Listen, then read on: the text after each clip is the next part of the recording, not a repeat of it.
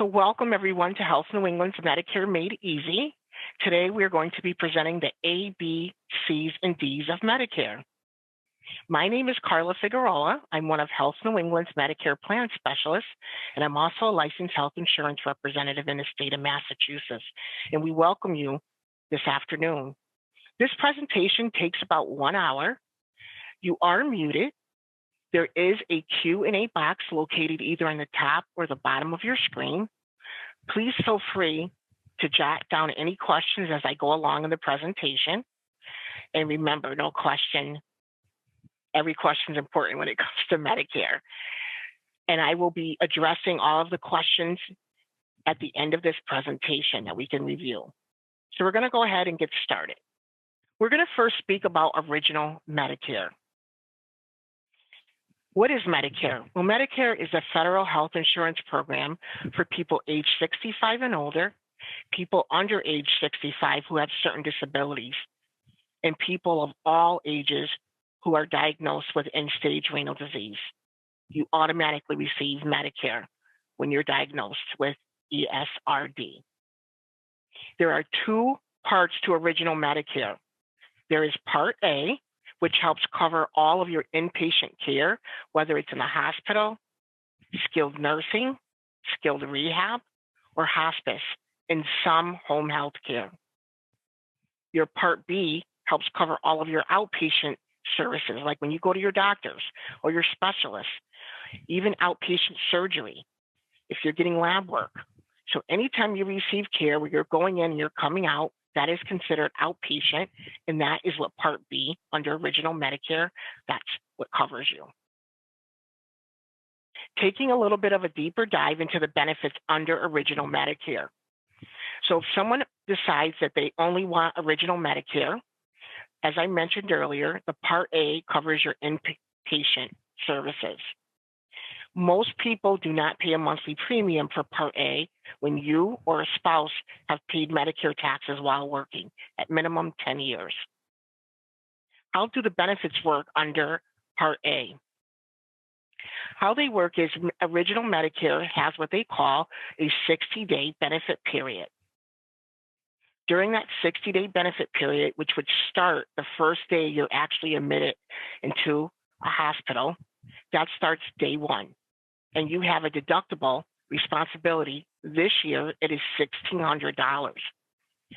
So if you went into the hospital and maybe 2 weeks later you were released, and maybe a month later you went back in, you're not going to be responsible for that $1,600 deductible because you're within your 60-day benefit period. However, if after 60 days you do get readmitted into the hospital, you would be responsible for that Part A deductible of $1,600. If someone is still in the hospital on their 61st day, you start paying a co-payment.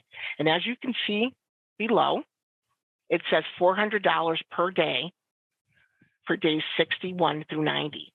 So on top of your deductible and your co-insurance of 20%, you also would be responsible for a $400 per day co-payment. And if someone is still in the hospital on day 91 through day 150, then you will pay $800 per day. And if someone is still in the hospital on day 151, you're basically responsible for your care. Original Medicare stops paying. Moving on to Part B, which I mentioned earlier, is outpatient. And again, that covers your physician's visits, outpatient surgeries, some preventative services, and home health care. Unlike Part A, there is a monthly premium once you sign up for original Medicare.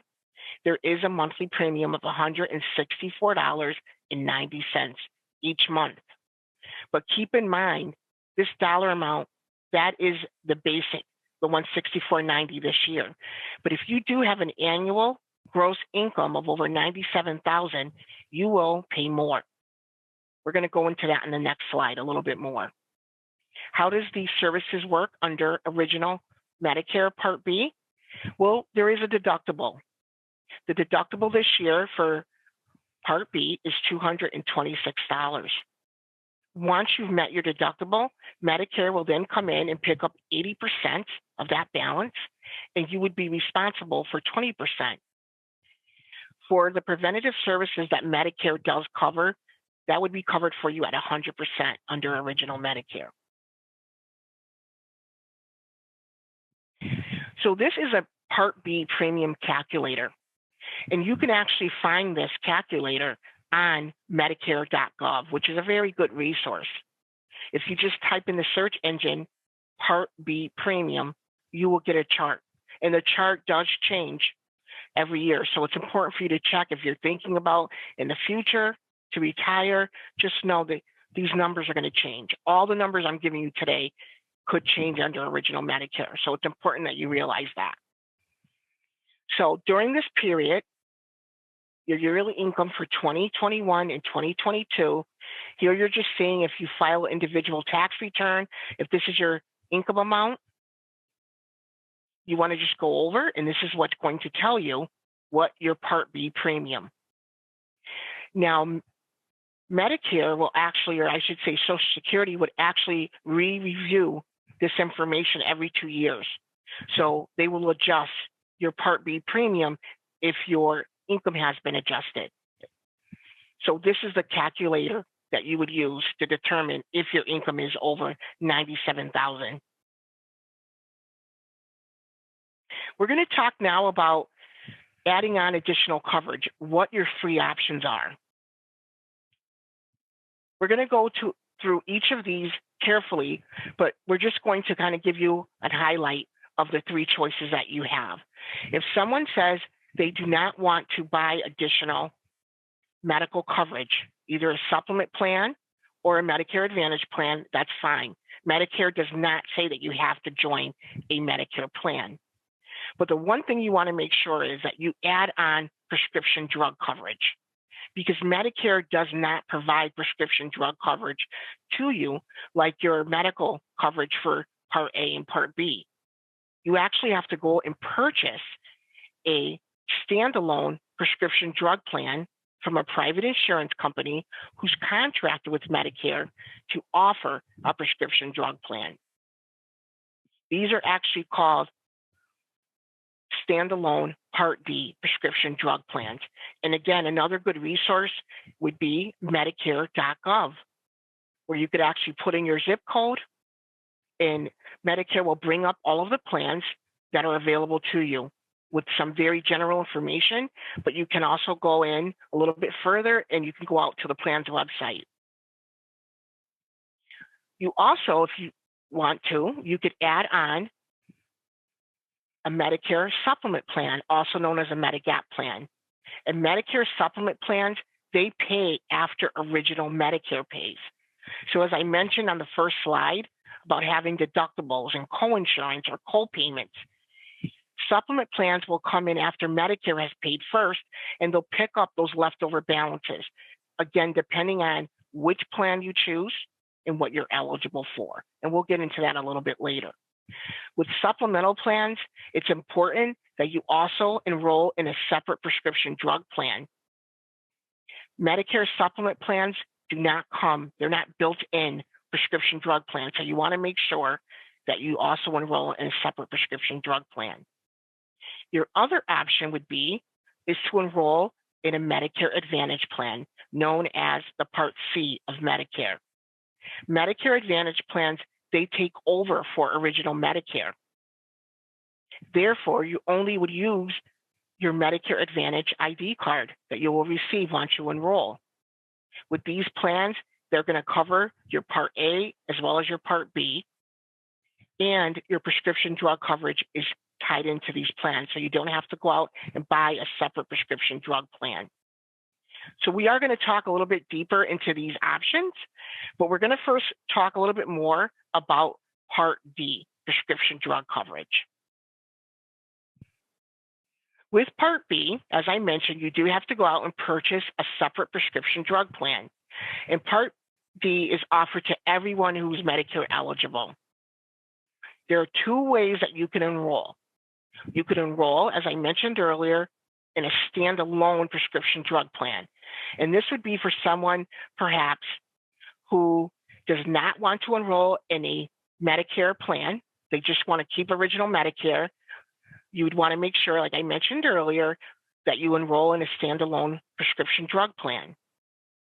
Or you can also enroll if you're enrolling in a Medicare Advantage plan, the Part C of Medicare. Remember, these plans include the Part D prescription drug coverage. All Part D plans must follow the federal drug program guidelines, and we will talk about that as we go along. It's important for you to understand that if you are not considered an exempt beneficiary, meaning you have credible coverage through the VA or TRICARE, or you're still working and you have group employer coverage and you have credible coverage through your employer plan. But if someone does not have these coverage and they're enrolling in Medicare A and B, and maybe perhaps you're thinking, I'm not going to enroll in a Part D plan because I don't take any medication, or maybe I only take one generic medication. And you just said, well, if later on I need to enroll in a Part D plan, I'll do that during the annual enrollment.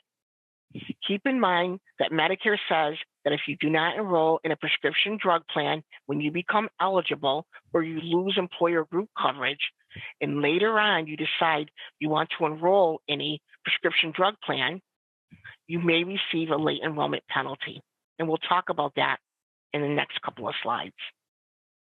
But first, I want to go over the federal drug program guidelines for prescription drug plans, because this is very different from what you'll be leaving with your employer plan, or maybe if you're on a connector plan.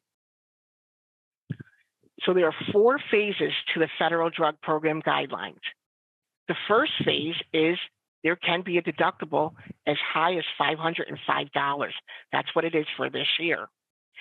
So when you're shopping, that is something that you want to look at. Does this plan have a deductible? And is it $505 or is it less? Does it apply to my medication or does it not?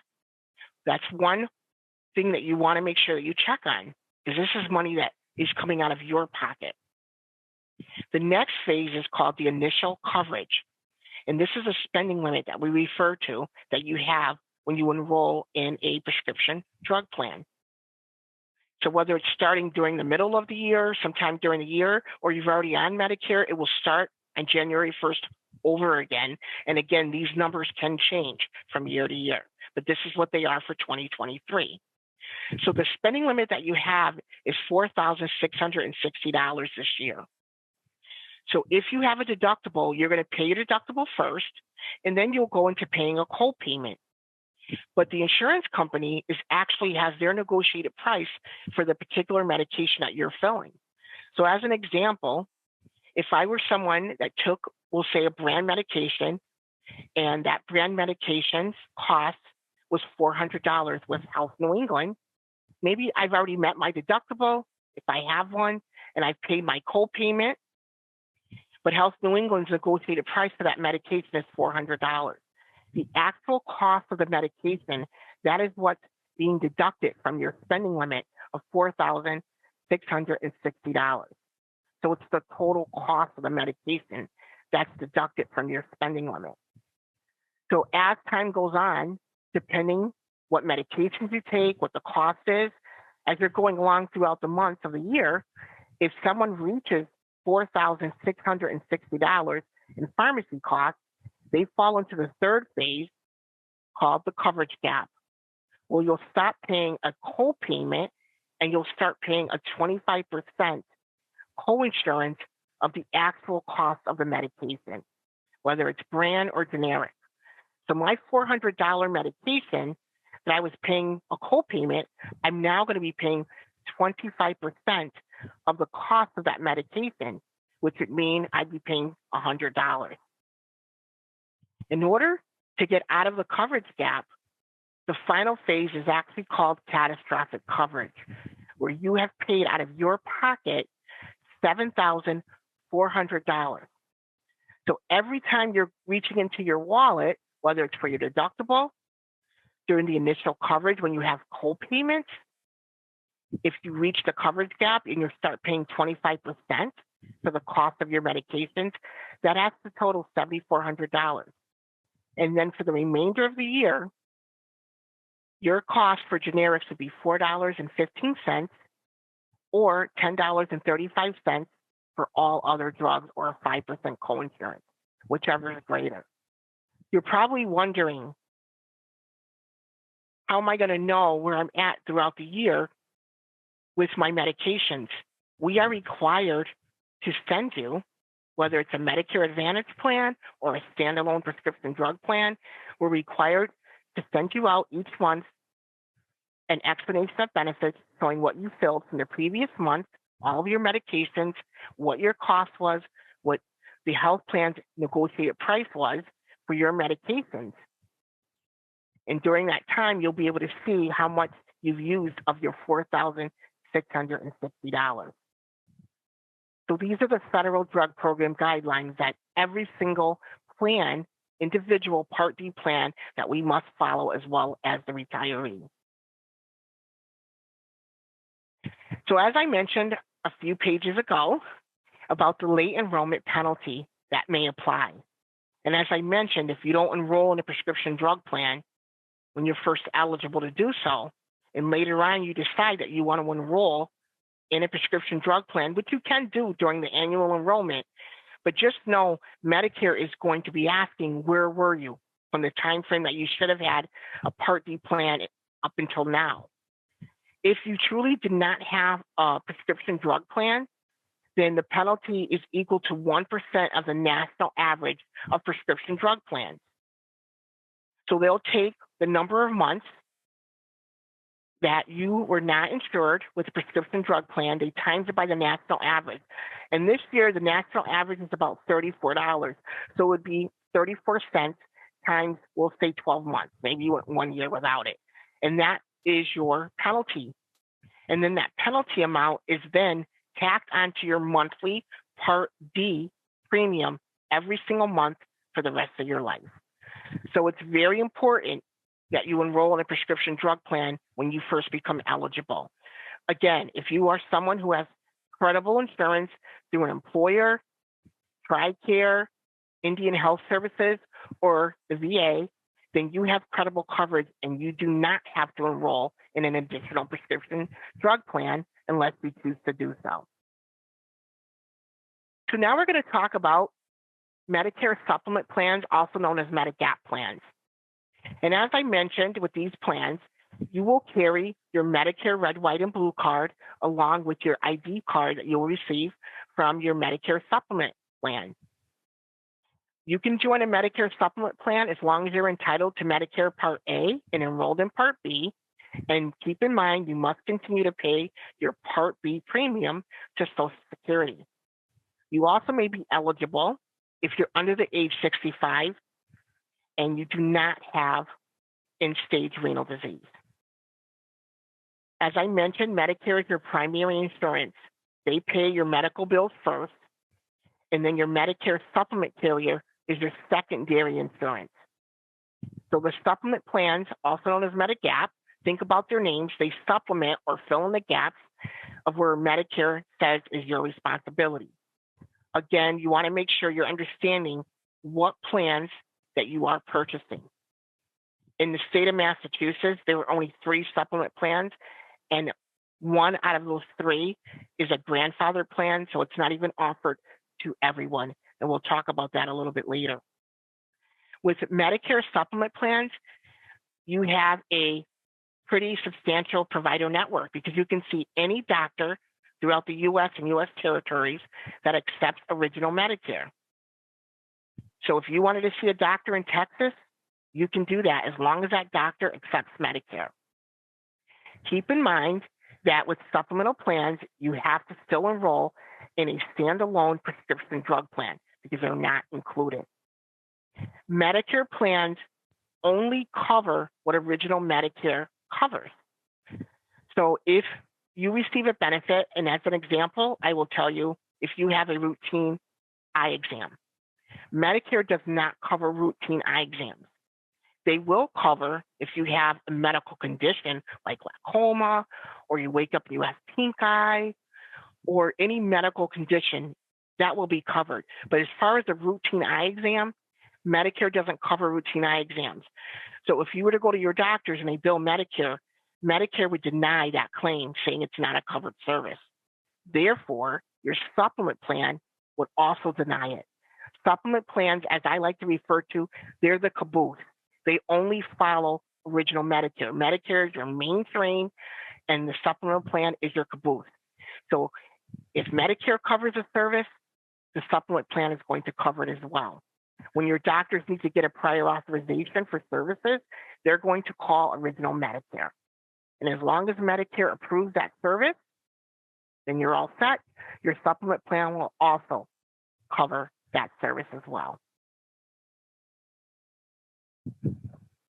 So in general, there are standardized plans that are actually A through N that are approved by Medicare, but each state chooses how many plans they will offer. The Commonwealth of Massachusetts, we do not follow the standard A through N. We have 3 standard plans in Massachusetts: the Core, the Supplement 1, and the Supplement 1A.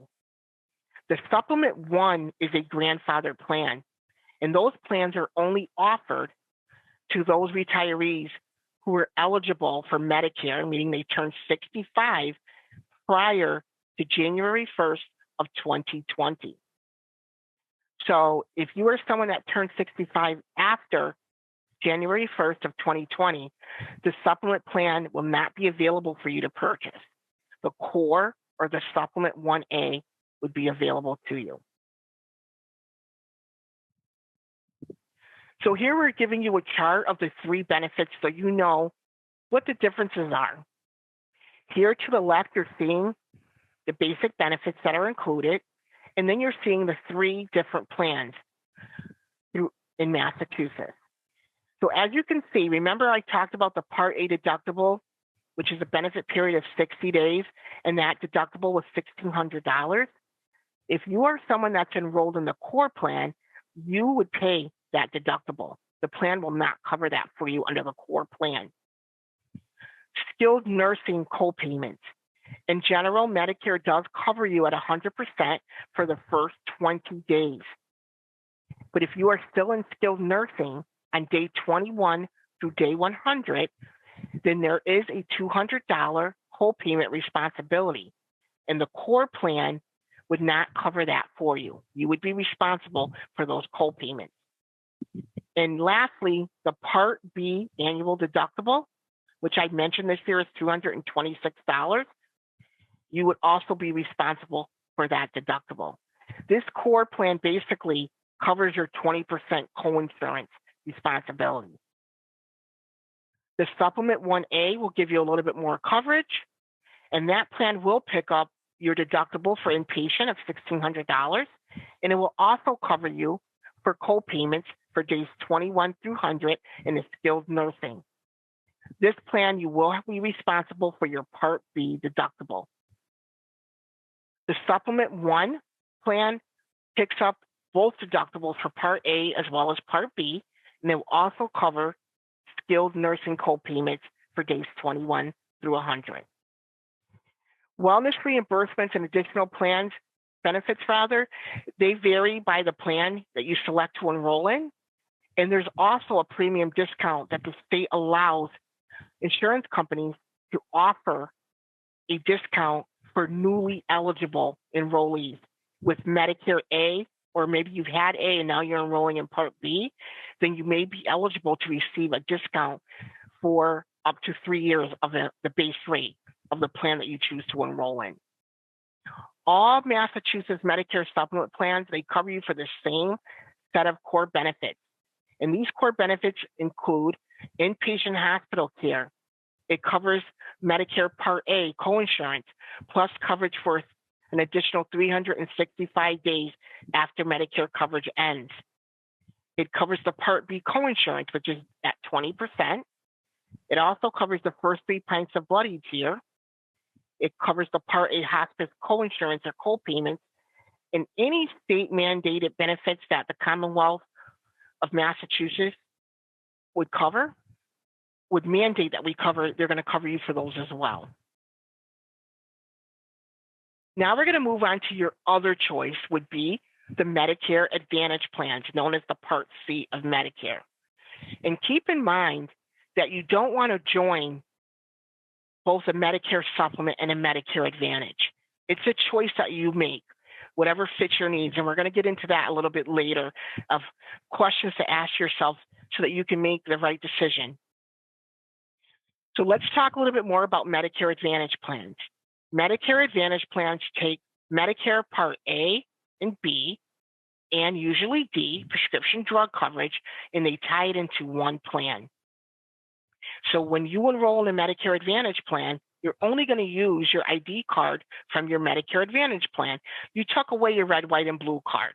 You must continue to pay your Part B premium, though, again, to Social Security. Medicare health plans are health plans that are approved by Medicare and run by private companies. So every year, all insurance companies have to submit their benefits and pricing to CMS, the Center for Medicare and Medicaid Services, so that they are approved by Medicare. They want to make sure that we're not skimping on any benefits. You are not losing any benefits when you enroll in a Medicare Advantage plan. We have to cover you just as good as original Medicare. Generally, as I mentioned, they're going to combine all of your A and B and D under one plan. And in order for you to be eligible, you have to be enrolled in both your Medicare Part A as well as Part B. And you want to make sure you're living within the plan service area, because you want to make sure that you have access to your doctors and hospitals, especially if you're enrolling in an HMO plan. That's important. Some of the Medicare Advantage plan highlights are: you have a fixed monthly premium. So you're going to know what you're going to be responsible for, in addition to your Part B, what your Medicare Advantage plan is. You're going to find many plans that have an actual zero monthly premium. They don't cost you anything. There's a variety of plans and carriers that you can choose from. So you can find Medicare Advantage plans that are PPO plans, HMO plans, HMO point of service plans, and fee for service plans. So they come in a wide variety of different plans. You also have a yearly out-of-pocket maximum, because with these plans, you're paying a co-payment. You don't worry about original Medicare's deductibles and co-insurances. You'll be responsible for paying a co-payment and sometimes a co-insurance when you're seeing providers. Generally, you have to make sure that you're in a service area. As I mentioned, you want to make sure you're able to see your doctors. And most Medicare Advantage plans offer worldwide emergency coverage beyond what original Medicare will cover you for if you have an emergency and you're out of the country. A lot of plans include additional benefits beyond original Medicare, like over-the-counter items that you can purchase, dental, fitness, Weight Watchers, hearing, eyewear, and meals for when you're discharged from a hospital. So you will find as you're shopping that there are additional benefits that you can get with your plans at no additional cost. So here are some important considerations that you want to ask yourself when you are shopping for a Medicare plan. Do you travel? Do you plan on traveling outside of your home state? Do you see doctors around where you live? Do you want to see doctors outside the service area? For example, New York, Florida, Boston. Are you active? Is fitness important to you? Do you need a plan with dental? Will you use the over-the-counter benefit, hearing aids, eyewear? Do you want little to no monthly premiums? Do you want a plan with little to no out-of-pocket costs? So those are things that you want to look for. You want to determine what you can afford each month. Remember, you still need to make sure that you are paying your Part B premium. And most of the time, once you're collecting Social Security office is going to take your Part B premium right out of your Social Security benefits check, until such time they would bill you for your monthly premium. You want to make sure that your doctors are in the plan's network. That's important, right? In your hospitals.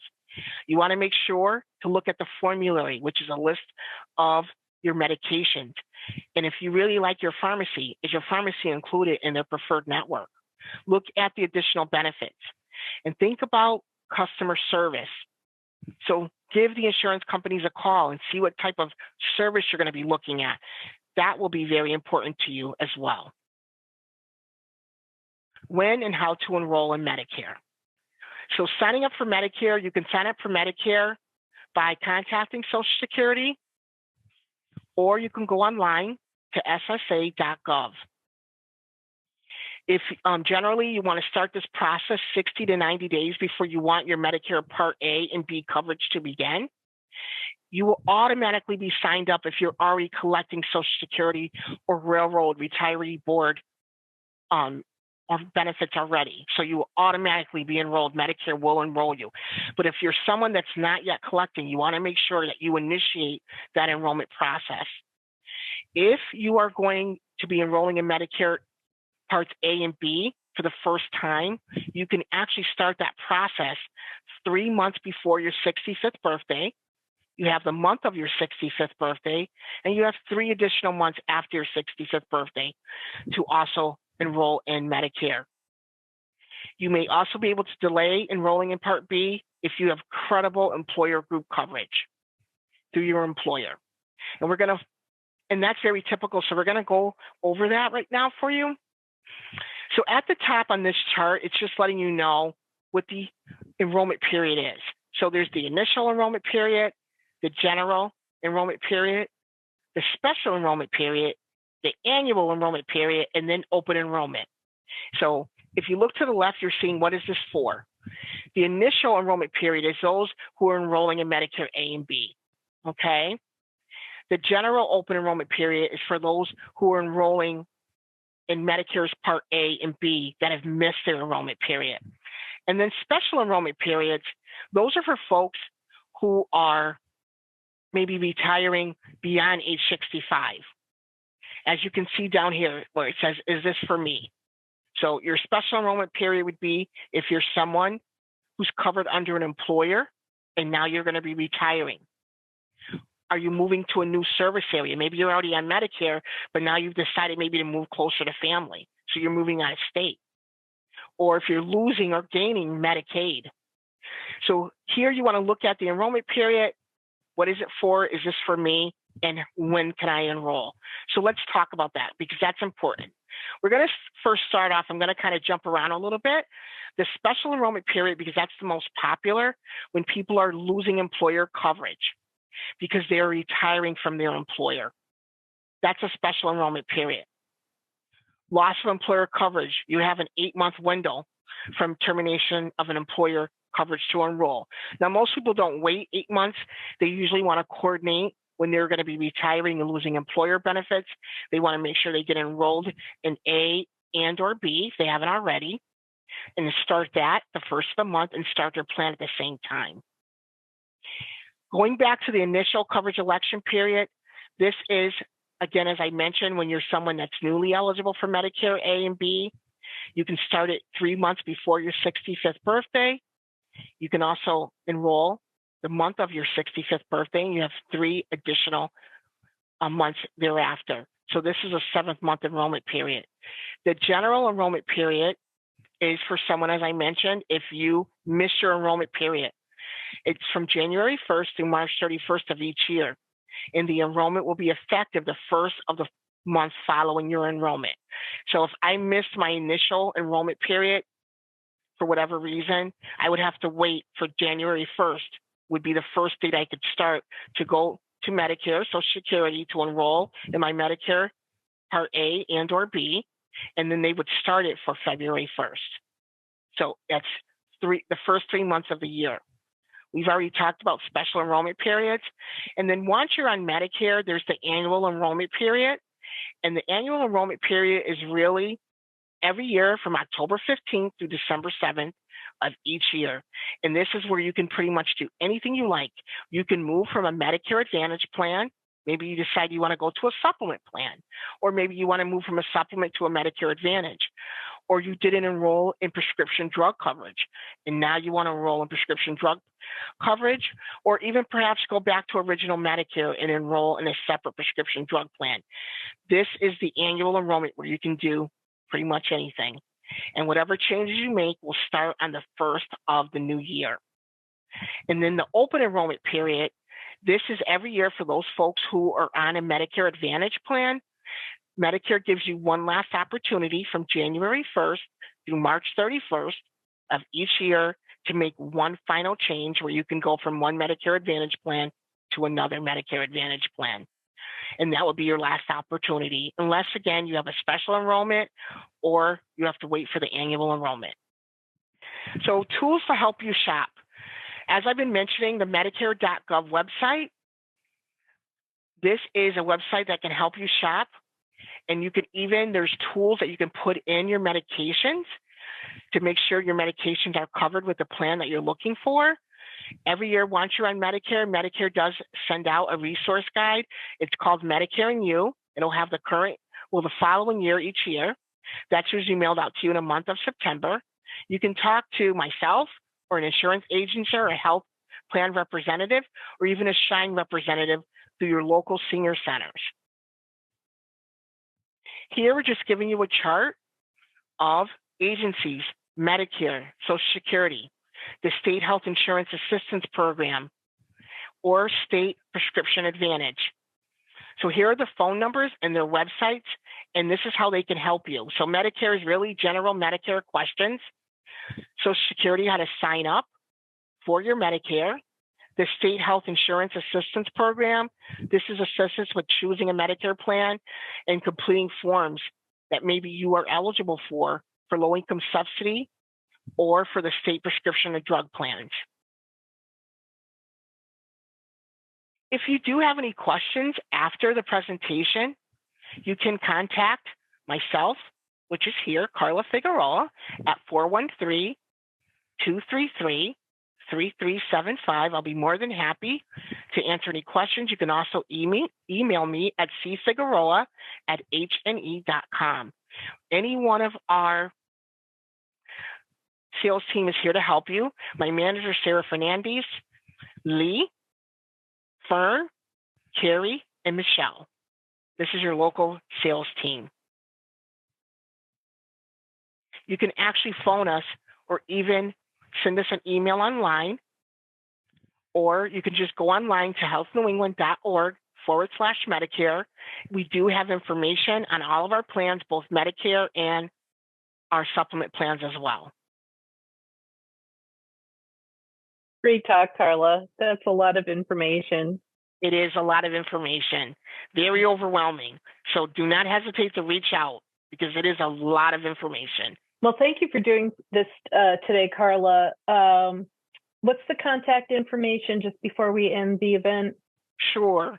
It is cfigueroa at healthnewenglandhne.com. This will be important as open enrollment begins.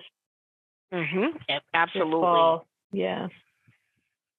And there is my direct number, 413-233-3375. Well, thank you for today. And thank you for those that have joined us for this great presentation on Medicare Made Easy with Carla Figueroa. Thank you and have a great afternoon. Thank you, everyone.